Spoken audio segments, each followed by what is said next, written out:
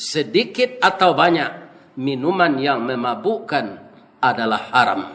Mudah-mudahan kita tidak melakukan meminum minuman keras ini. Masih banyak minuman yang segar, mengandung gizi yang disediakan oleh Allah di permukaan bumi ini.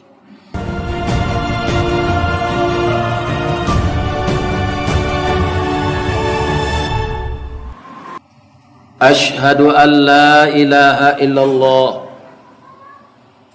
wa ashhadu anna Muhammadar Rasulullah sallallahu alaihi wasallam la nabiyya ba'dah. Allahumma fasalli wa sallim ala hadzal nabiyil karim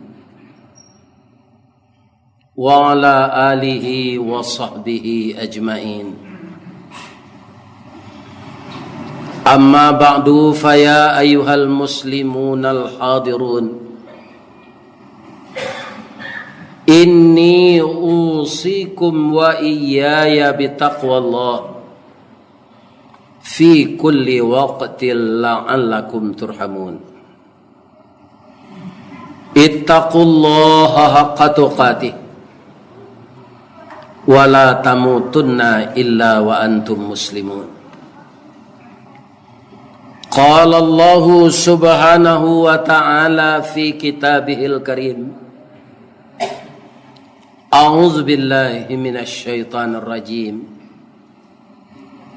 Bismillahirrahmanirrahim.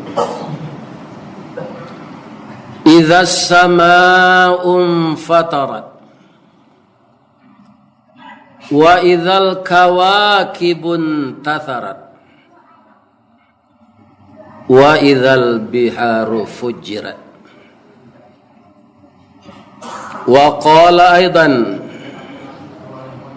ya ayyuhan nasu taqu rabbakum inna zalzalatas sa'ati syai'un azim. Sadaqallahul azim.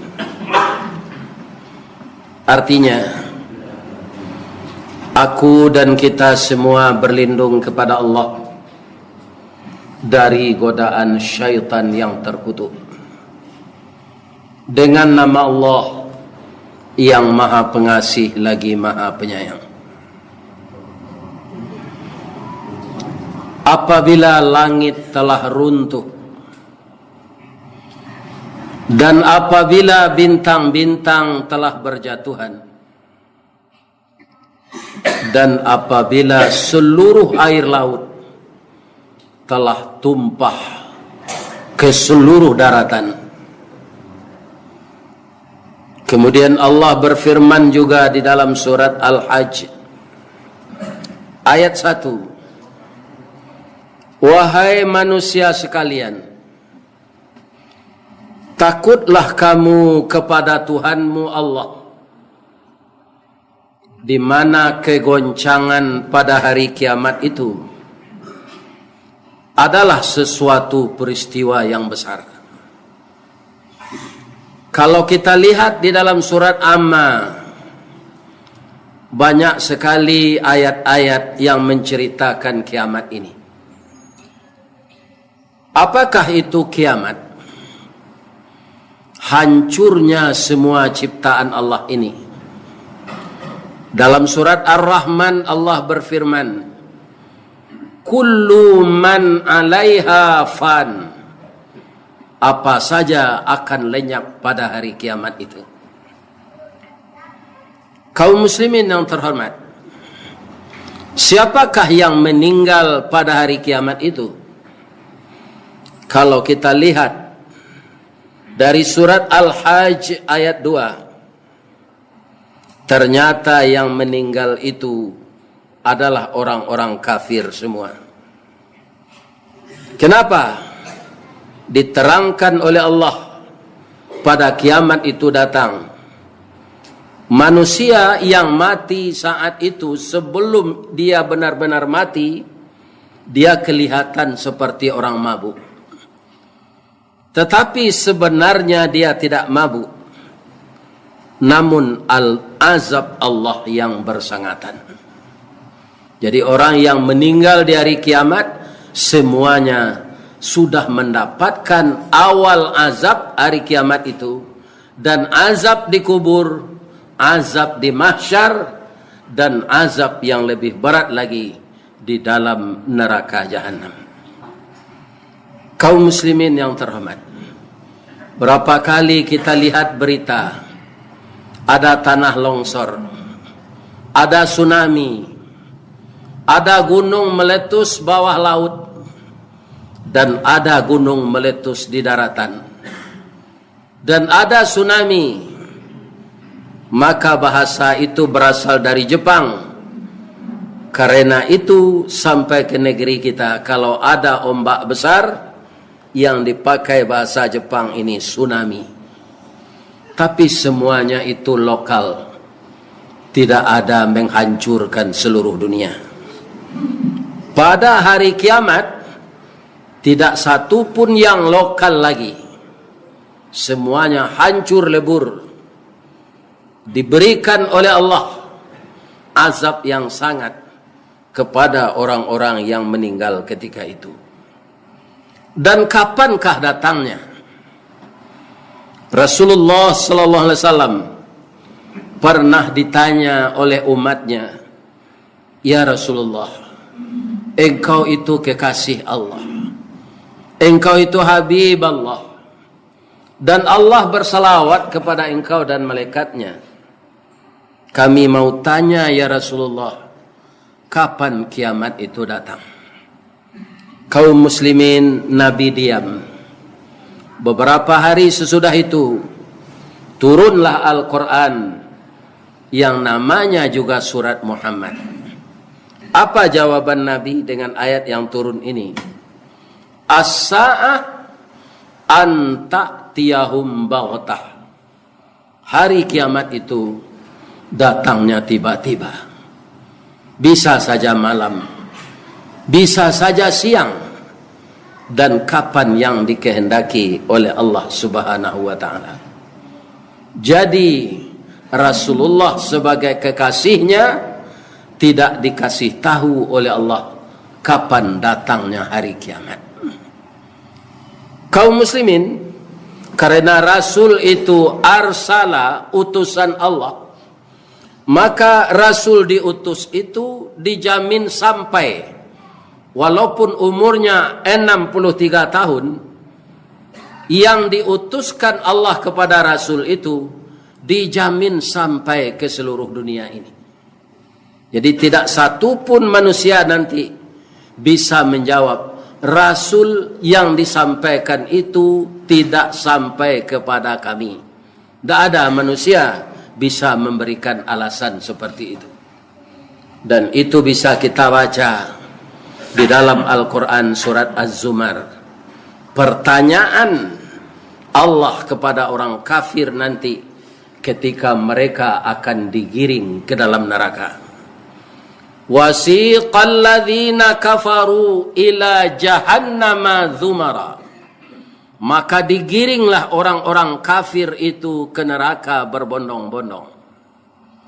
Setelah mereka itu tiba di pintu neraka, wa qala lahum khazanatuha, bertanyalah malaikat penjaganya. Apa pertanyaannya? Alam ya'tikum rusulun minkum yatsluna alaikum ayati rabbikum wa yunzirunakum liqa'a yaumikum hadha. Apakah tidak pernah datang kepadamu, wahai orang-orang kafir, rasul-rasul menurunkan, membawa ayat-ayatku untuk pertemuan kita hari ini? Ini supaya kita simak, tidak satu pun fatwa Rasul yang tidak sampai di dunia ini. Walaupun ke Vatikan, walaupun ke Roma, itu dijamin sampai. Jawaban orang-orang kafir itu apa? Qalu, berkata mereka, bala. Kami semuanya berkata sampai ajaran Rasul itu kepada kami. Andaikan tidak sampai ajaran Rasul kepada seluruh manusia, maka tidak bisa ditetapkan hukum kepada manusia yang tidak sampai wahyu Allah itu. Jadi tidak satu pun alasan akan diterima oleh Allah untuk orang-orang kafir kalau ada yang memberikan alasan bahwa wahyu engkau ya Allah, apa yang disampaikan oleh Rasul itu tidak sampai kepada kami, tidak ada yang bisa menjawab seperti itu.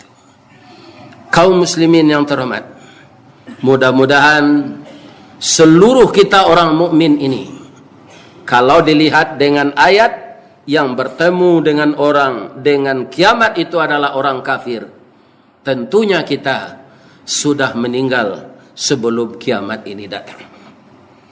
Para jemaah yang terhormat, namun Allah memberitahu kepada nabinya tanda-tanda hari akan kiamat. Qala Rasulullah sallallahu alaihi wasallam, inna min asyratis sa'ah, sesungguhnya sebagian, bukan semua, sebagian dari tanda-tanda hari akan kiamat itu. Yang pertama kata Nabi, ayyuzharal jahlu, kebodohan sebahagian manusia beragama. Kita beri contoh yang mudah. Kaum muslimin yang terhormat, ada namanya tawasul, artinya minta tolong. Kalau ada jamaah yang belum mendapatkan keturunan misalnya, ada ustadz atau buya atau kiai yang kita selalu rapat dengannya, apa kata kita kepadanya? Saya sudah 15 tahun bergaul dengan istri saya, belum mendapatkan anak dan belum mendapatkan keturunan. Saya telah menangis memohon, Pak Kiai, tolong doakan agar kami pasangan ini diberi oleh Allah keturunan. Itu namanya tawasul. Kepada siapa? Kepada ulama yang masih hidup. Tapi tidak ada tawasul kepada ulama yang telah mati. Itu banyak dilakukan oleh umat Islam. Mereka datang ke kuburan ulama itu, kemudian dilemparkan uang ke kuburan itu. Mereka minta tolong. Kaum muslimin, kalau ini dilakukan bertawasul kepada orang mati, berapapun tinggi ilmunya, orang yang telah mati kita tidak bisa minta tolong lagi. Walaupun itu kepada Nabi Muhammad sallallahu alaihi wasallam. Kalau kita lihat tradisi ini, lebih pintar orang minta-minta kepada orang daripada orang yang meminta bertawasul kepada orang mati. Di tempat keramaian orang bertawasul itu, datang pula orang minta-minta. Coba perhatikan, kepada siapa orang minta-minta itu meminta? Kepada orang yang sedang bertawasul, yang melemparkan uang ke kuburan itu. Dia tidak meminta kepada kuburan, tapi kepada jemaah yang hadir.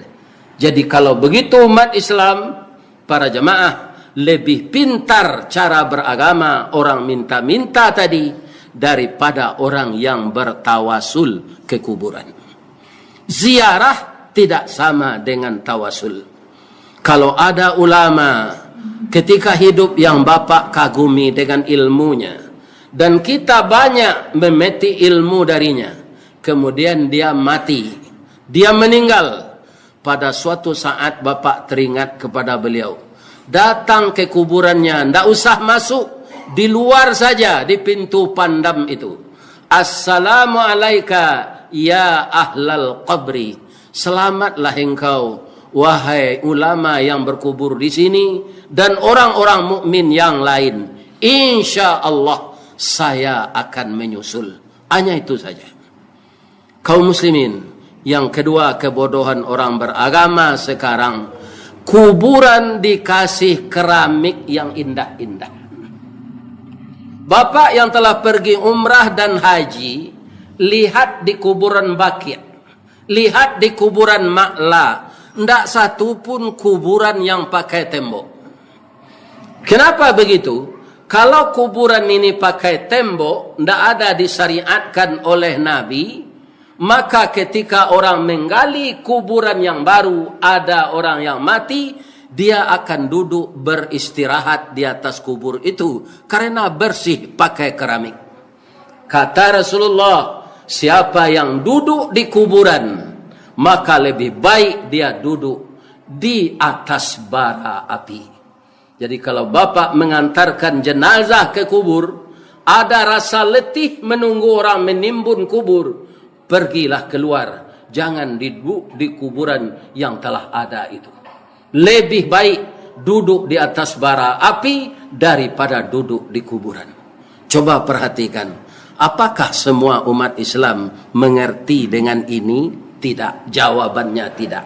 Itu namanya wa yuzharal jahlu, bodoh dalam beragama. Itu salah satu tanda-tanda hari akan kiamat, kata Rasulullah. Kemudian yang kedua, wa yafsu zina. Zina sudah dikerjakan dengan bebas. Malah ada di kota-kota tempatnya spesial untuk berzina itu. Tidak ada orang yang akan menangkap. Tidak ada orang yang akan mencurigai. Cuma kalau orang yang beriman, tentu saja dia takut walaupun tidak ditangkap oleh Satpol PP, tidak ditangkap oleh petugas. Tetapi ada dua malaikat Allah yang mencatat dosa zinanya itu. Apa bahaya dari zina? Andaikan dapat anak di luar pernikahan, dia perempuan, bapak biologisnya itu tidak boleh menikahkan anaknya, maka putus hak warisnya.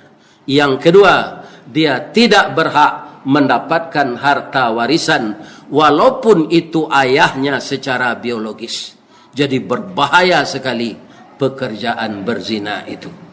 Untuk itu kepada anakku generasi muda, kalau Anda jatuh hati kepada pasangan, pekerjaan sudah ada, umur telah wajar, jangan berpacaran, jangan bersunyi-sunyi ke tempat yang lengang. Itu akan datang iblis menyuruh kalian berzina. Begitu kita sudah mantap, kita lamar perempuan itu, langsung menikah, tidak perlu berpacaran. Karena berpacaran inilah yang banyak terjadi akhirnya perzinaan. Dia nikah juga, tapi air sudah dikeruhi sebelum diminum. Bibit sudah tinggal di dalam, perempuan ini sudah mutah, baru menikah. Kaum muslimin, adalah sesuatu yang menjijikkan di dalam agama. Maka berhati-hatilah, jangan mendekati zina. Wala taqrabuz zina. Siapapun yang mendekat, dia akan berzina. Karena larangan zina itu, taqrabu, jangan kamu dekati, wahai manusia. Kemudian yang ketiga, wa yushrabal khamru, minuman keras yang dirazia, yang diperiksa, yang diambil adalah pedagang-pedagangnya. Tapi pabriknya dibiarkan karena mereka membayar fee kepada petugas. Maka tidak ditangkap pabriknya, tidak dimusnahkan, tidak dilarang. Yang ditangkap itu orang menjual. Semuanya itu sudah terjadi di belahan dunia ini. Jadi tidak akan lama lagi hari akan kiamat. Semoga kita semua tidak dipertemukan oleh Allah dengan hari kiamat itu. Fa'tabiru ya ulil absar la'allakum tuflihun.